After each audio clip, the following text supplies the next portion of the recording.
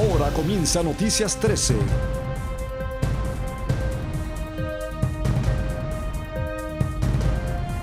Desde Puerto Rico, su hora informativa por el canal de la familia.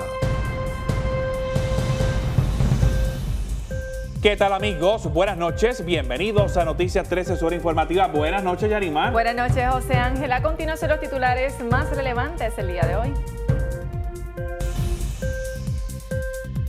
Magisterio no se detiene en lucha contra cierre de escuelas. Gobierno llega a acuerdo con Rosa Lidia Vélez. Menos personas solicitan ayuda por desempleo en Estados Unidos. Encuesta revela que estadounidenses apoyan legalización de inmigrantes. Papa Francisco habla sobre las familias pobres en distintos escenarios. Esto y más en esta edición estelar de Noticias 13.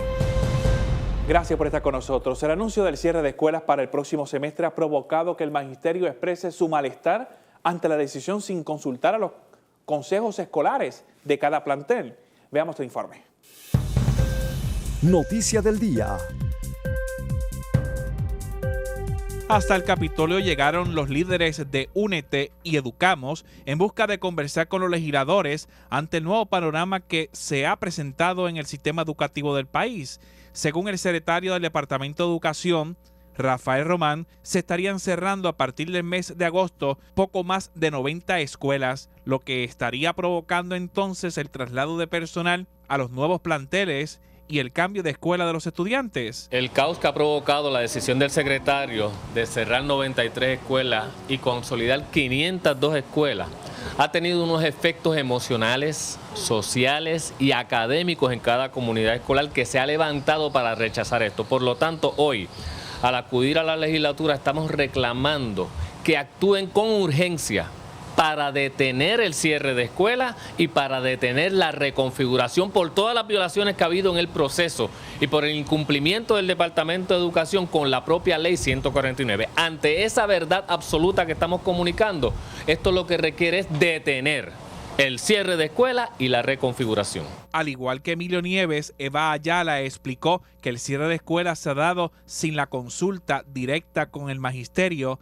y mucho menos pensando en el bienestar de los niños. Le hemos pedido que nos den un espacio para dilucidar los casos individualmente, porque los criterios que ellos establecen en las cartas circulares varían de una escuela a otra. En unos lugares ellos nos dicen que es por el estudio de comparabilidad, en otros dicen que es por la distancia, en otros por la transportación, en otros por la matrícula, en otros por cómo ellos salieron en las pruebas puertorriqueñas. Así que a nosotros nos parece que han utilizado los criterios de manera arbitraria y no les han informado adecuadamente a estas comunidades escolares. Por otro lado, Ángel Delgado, padre de un estudiante de la Escuela Santa Clara en Aguas Buenas, explicó ante las cámaras de Noticias 13 que el anuncio del cierre de su escuela se hizo público sin haber consultado básicamente con nadie en dicho plantel. Nunca el departamento se reunió con nosotros, nunca se hizo una reunión con el consejo escolar de la escuela, nunca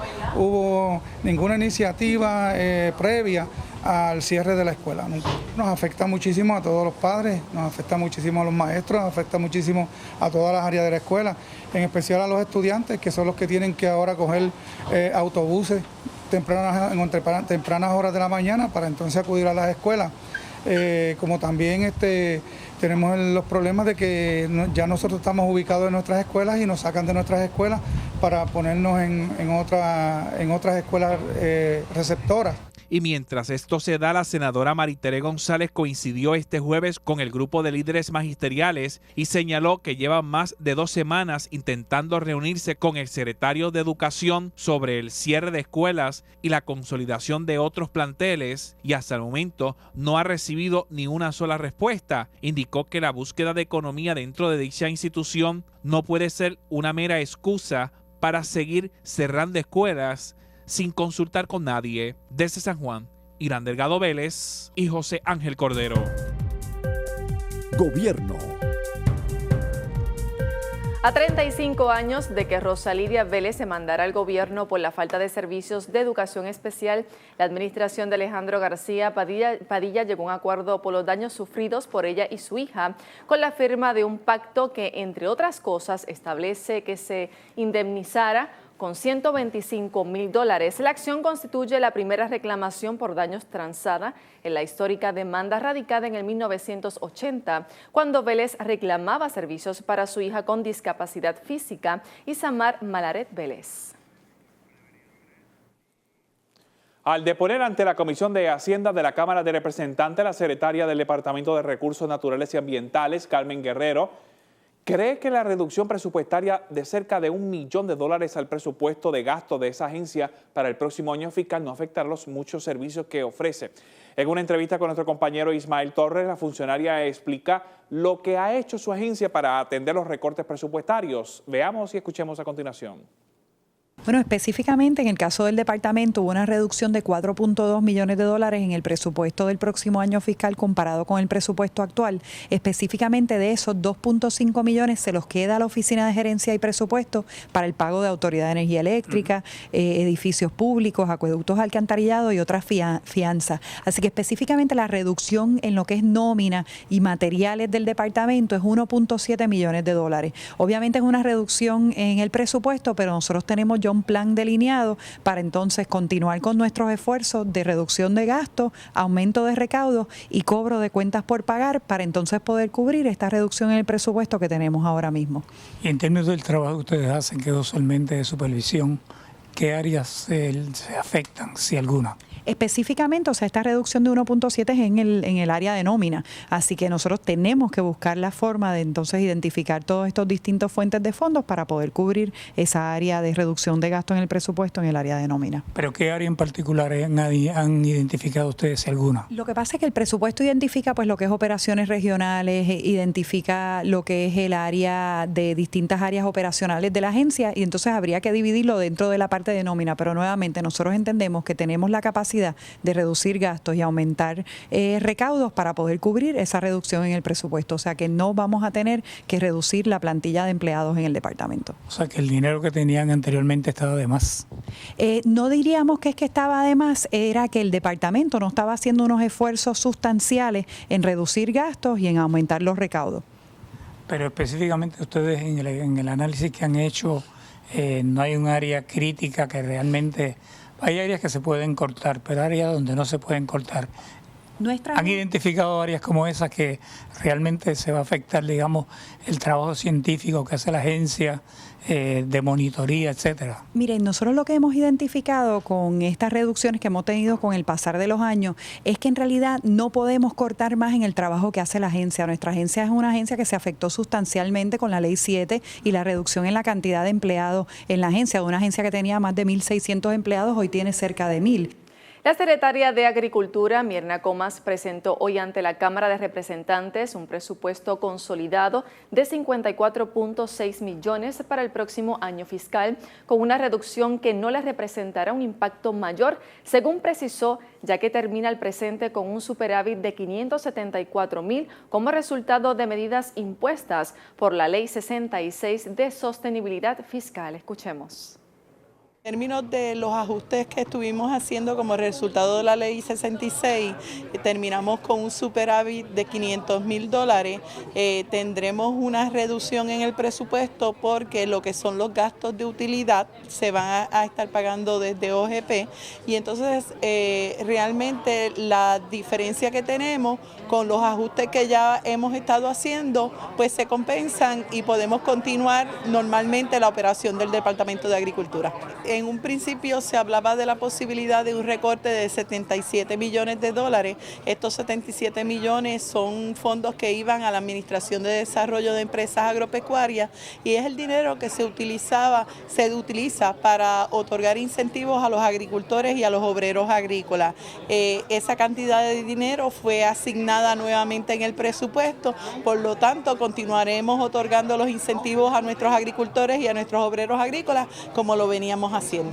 La Comisión para el Desarrollo Cultural Codecu, creada por el gobernador Alejandro García Padilla en julio del 2013 mediante orden ejecutiva, presentó recientemente su informe final, titulado Hilando Voluntades, Cultura para la Equidad, la Diversidad y el Emprendimiento ante un nutrido grupo de artistas, gestores y trabajadores de la cultura, entre otros profesionales de los sectores gubernamentales sin fin de lucro y privado, fruto de un amplio proceso de recopilación y análisis de información que duró aproximadamente 18 meses. El informe propone una revisión del lugar asignado a la cultura en la política pública, destacando su potencial para un desarrollo integral en estrecho vínculo con la educación, el empresarismo sostenible, el desarrollo comunitario, el turismo y la planificación urbana.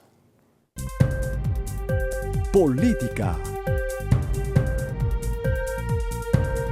La senadora independentista María de Lourdes Santiago cree que la actitud de muchos jefes de agencias al justificar los recortes presupuestarios en sus respectivas dependencias gubernamentales responde más bien al compromiso político partidista con el gobernador Alejandro García Padilla que al compromiso que deben tener con el servicio que prestan al pueblo. El proceso de presupuesto es donde se ve completa la costura del partidismo en las agencias. Durante el resto del año, cada vez que comparece un jefe de agencia y se le pide que rinda cuenta de lo que hace o deja de hacer, es el llanto y el rellenar de dientes, que no tienen recursos suficientes, le quitaron empleados, tienen menos presupuesto, no hay forma de que hagan las cosas hasta que llega el presupuesto. Y es a defenderlo como si la vida le fuera en ello. Entonces la vida sonríe y agradece la oportunidad que tienen de servirle al pueblo de Puerto Rico cada vez con menos recursos y aseguran que van a dar el servicio. Es exactamente la misma dinámica todos los años, pero claro, en esta ocasión mucho más dramática por lo impactante de la merma de recursos. Pero me llama, por ejemplo, la atención agencias como el Departamento de Salud, los mismos recursos naturales, que son agencias que necesitan de mucho peritaje y de servicios muy concretos, de trabajo muy específico, principalmente fiscalización, estar pendientes a que, digamos, en recursos naturales, las costas, estar pendientes a evaluación, declaraciones de impacto ambiental y demás. Sin embargo, primero la Ley 7 y luego la Ley 66, y entonces el planteamiento es que no está pasando nada, que podemos hacer el trabajo. La Ley 66 con la que muchas agencias sencillamente no han podido cumplir, porque el efecto de la Ley 7, el efecto de las ventanas de retiro, ya los tiene funcionando al mínimo. Aquí se ha acrecentado, se ha sentado, en parte gracias a algunos medios, el mito del gigantismo gubernamental. Eso no es cierto. Y en Puerto Rico estamos en el punto en que hay servicios esenciales que no se pueden dar. Recursos naturales es un gran ejemplo. Aún antes de esta crisis, tú tenías espacios importantes como el Bosque Seco de Guánica, atendido por 2 o 3 personas. Tenías expertos en temas forestales que tenían que ir a recoger la basura a la playa porque no había quien lo hiciera si no eran ellos. Y eso se replica en todas las agencias. Pero ciertamente, ya reiterando, llama mucho la atención que hay un evidente falta de recursos, y la idea que se proyecta es que eso no es necesario. Era entonces que no necesitaban los recursos. No, es que están aquí haciendo el trabajo político de defender a su jefe, Alejandro García Padilla, prefiriendo hacer el papelón de defender lo indefendible con un presupuesto tremendamente reducido antes que exigir los recursos para dar el servicio que el país necesita. La Comisión de Hacienda y Finanzas Públicas evaluó el Departamento de Transportación y Obras Públicas y todos sus componentes operacionales, a los que se le asignó un presupuesto de $91.9 millones para el año fiscal 2015-2016. El secretario Miguel Torres presentó varias de las propuestas que le permitieron ahorros sustanciales, según en toda la sombrilla de la agencia. Entrevista.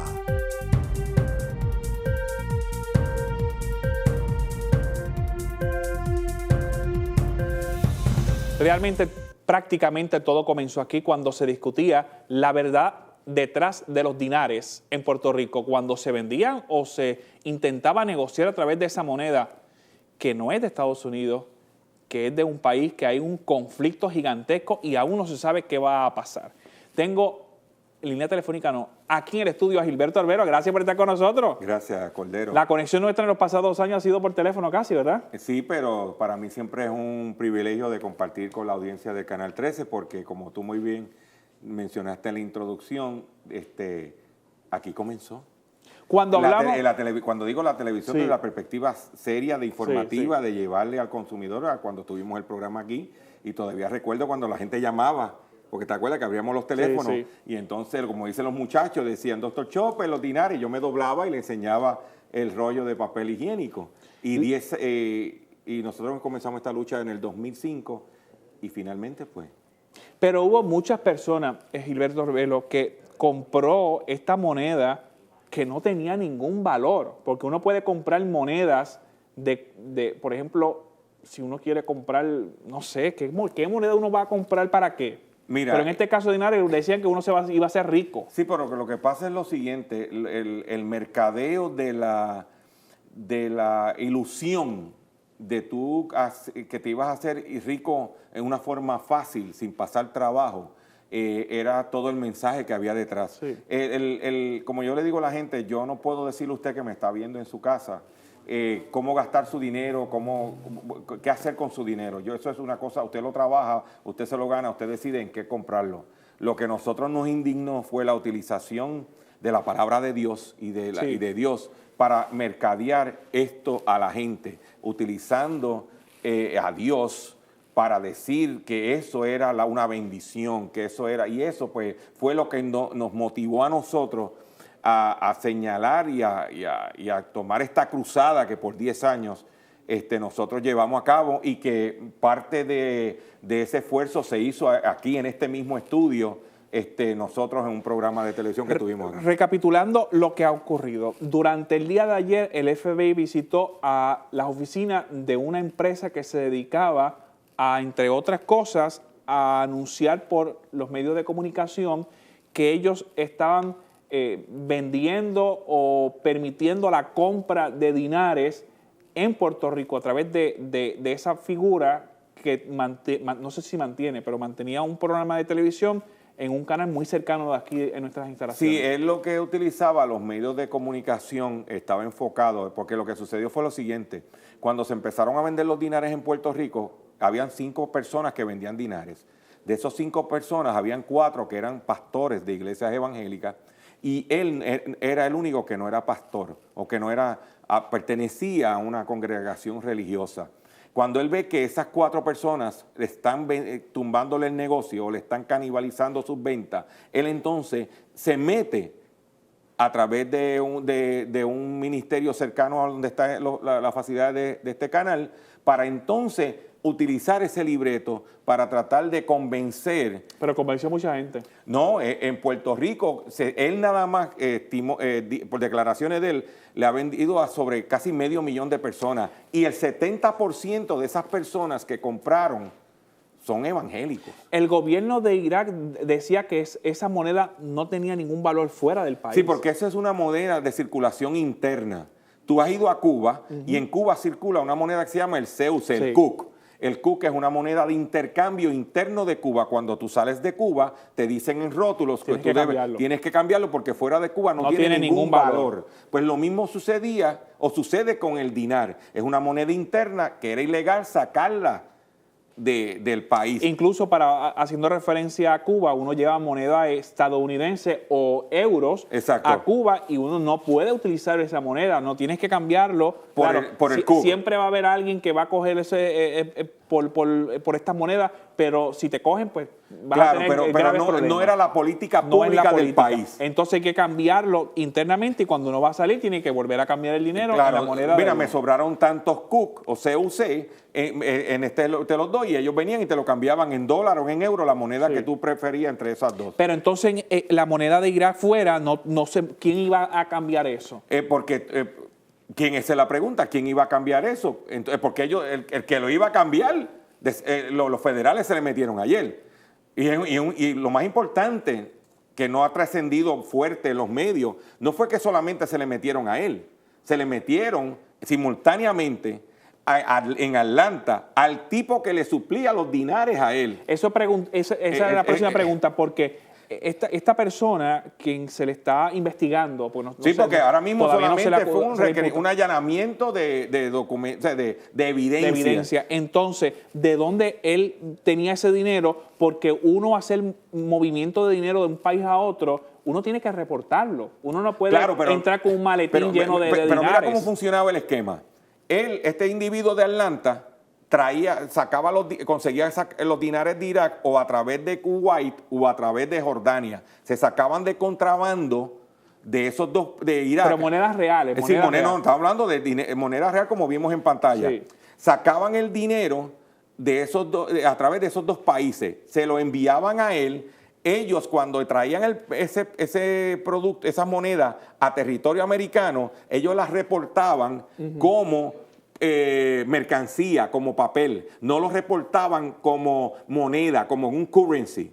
Okay, ellos los reportaban como papel. ¿Qué viene en esa caja? Papeles. Pero aquí falló también el gobierno estadounidense que dejó el gobierno estadounidense no entendía la magnitud de eso, pero en Puerto Rico, que es el que nos preocupa a nosotros, como parte de nuestra lucha por 10 años, fue dejar que el gobierno de Puerto Rico tiene un problema económico, pero el problema económico es más allá de no tener dinero, de tomar malas decisiones el gobierno. Tenemos leyes obsoletas financieras. El país, para echar hacia adelante, necesita actualizar sus leyes financieras. Entonces no podía hacer nada para detener porque el comisionado de instituciones financieras no podía hacer nada porque no había leyes. Entonces el gobierno se prestó a no hacer nada de actualizar sus leyes, nosotros llamándole la atención, y nosotros especulamos que pueden haber sido por 3 razones principales. Número 1, porque cuando vino Obama a Puerto Rico, los partidos políticos estaban buscando gente que diera los $10,000 para tirarse la foto con Obama. Y lo dieron. Y el tipo dio los $10,000. Cuando estaba buscando el presidente del Senado en aquel entonces, Rivera Schatz, dinero para el caso de Héctor Martínez, hizo un fundraising, y ¿quién salió tirándose fotos con Rivera Schatz? El mismo individuo que le allanaron. Las personas que compraron dinares perdieron el dinero. Definitivamente. Si usted compró dinares, usted tiene 2 opciones. La primera es orar. Se arrodilla, le dice al Señor, amén, perdí mi dinero, dame salud y sabiduría para no caer otra vez. La otra opción es irse de turista para Irak. Decir que me voy, en vez de ir a Disney, me voy para Irak de turismo, me llevo los dinares y los gasto allá. Como tú que me estás viendo, crees en Dios y eres cristiano, los ISIS, todo el que lleve una cruz, lo van a decapitar. Vete para Irak. Gracias por estar con nosotros. Gracias por la oportunidad. Doctor Chopper, siempre tan agresivo como siempre, ¿verdad? Eso no se ha perdido. Oye, esto parece un reencuentro como el de Menudo y ese tipo de cosas. Vamos a dejarlo hasta ahí. Continuamos con Noticias 13. Adelante, Yarimar. Y a regreso en Noticias 13, menos personas solicitan ayuda por desempleo en Estados Unidos. Y encuesta revela que estadounidenses apoyan legislación de inmigrantes. También hablamos sobre el uso de magnesio en nuestra dieta. Así que no se retiren. Y regresamos ya. Recuerda sintonizarnos a través del Canal 13, el Canal de la Familia, y Radio Paz 810 AM, cubriendo a todo Puerto Rico. Ya regresamos. No hay excusas. Estamos en Facebook, Twitter y YouTube. Búscanos. Noticias 13 PR.